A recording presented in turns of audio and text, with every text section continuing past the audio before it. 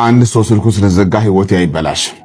እናንተ እግዚአብሔር ሰዎች በረከት እኮ አንድ ብቻ አይደለም፣ ሌላ በረከት አለ።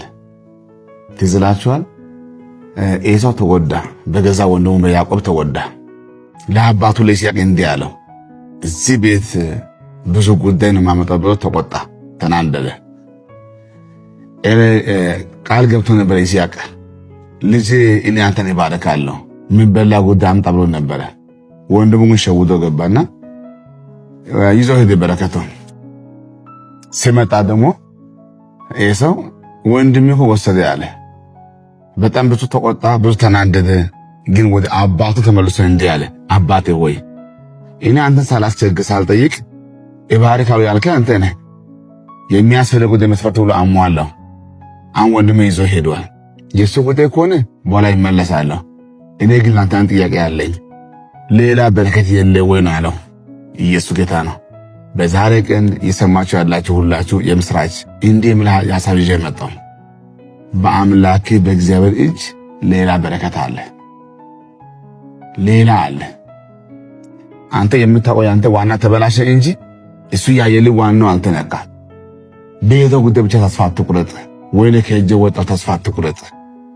ትላንትና አንተ ምንም ሳይኖርክ እኔ አንተን እባርካለሁ ብሎ የባረከ አምላክ አለ፣ ቃል የገባ አምላክ አለ፣ ትንቢት የሰጠ አምላክ አለ።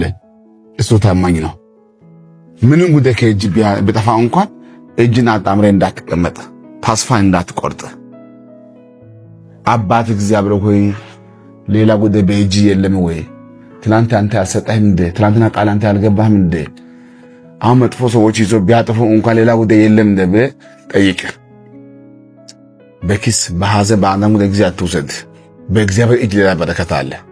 እኔ ዛሬ የማወራው አንድ ጉዳይ አለ። ከዚህ በኋላ ብቻ ወጥተህ ህዝብ ትሆናለህ፣ ባዶ ወጥተህ ባለጸጋ ትሆናለህ። እሱ ብቻ ካንተ አይለይ።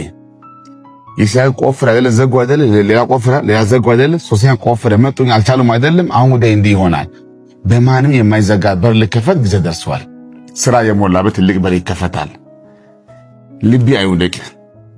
የፈለገ ይምጣ እንጂ እንትና ስልኩን ስለዘጋ እንትና ሐሳቡን ስለቀየረ ፊቱን ስለቀየረ ያንተ ጉዳይ አይበላሽም። ያንተ ጉዳይ ያለው በእግዚአብሔር እጅ ነው፣ በማንም እጅ አይደለም። እንደው ከዛሬ በኋላ ለማንም ማላገጫ አትሆንም። ይልቁንስ በየቦታ እንዲህ ብሎ ይወራል። ጌታ አንተ ሰሞኑን ይጎበኛል፣ በየቦታ እንዲህ ብሎ ተብሎ ይወራል።